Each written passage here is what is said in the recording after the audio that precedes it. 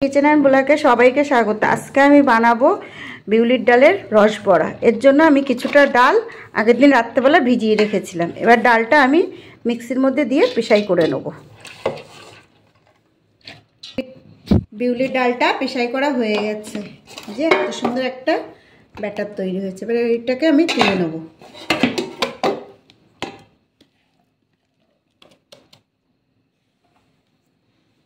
ডালের মধ্যে দিয়ে দেবো অল্প একটু লবণ, দিয়ে ডালটাকে ভালো করে ফেটাবো।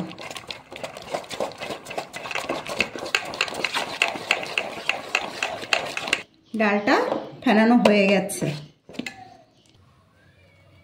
রস বড়ার জন্য জল বসিয়ে দিয়েছি। এবার এর মধ্যে দিয়ে দেবো আমি পাটালি, কারণ এটা অ্যাকচুয়ালি খেজুরের রস দিয়েই করে। আমরা তো শহরে থাকি, এখানে তো রস পাওয়া যায় না, এর জন্য আমি খেজুরের পাটালি দিয়েই রস বড়াটা বানাবো।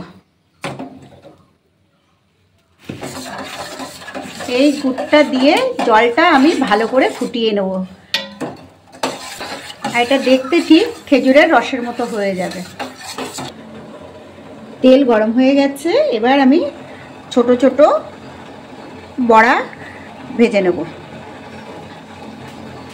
এগুলো বেশি বড় করব না, কারণ রসে দিলে আর একটু ফুলবে, এর জন্য আমি ছোট ছোট করে দিচ্ছি।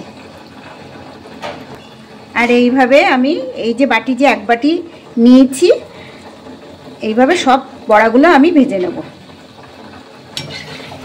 একটু উল্টিয়ে দেব।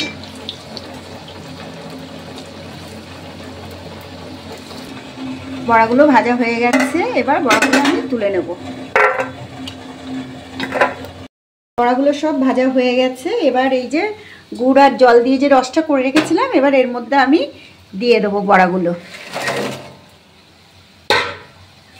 দিয়ে এগুলোকে আবার একটু ফুটিয়ে নেব, না হলে এই বড়াগুলোর মধ্যে রস ঢুকবে না।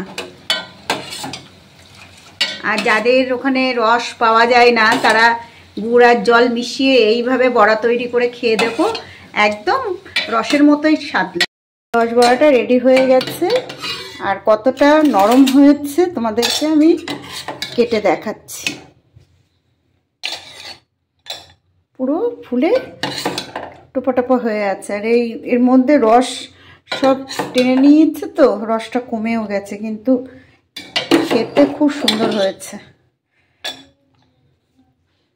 দেখাচ্ছি কতটা সফট হয়েছে।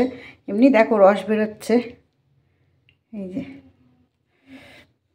খুব নরম হয়েছে।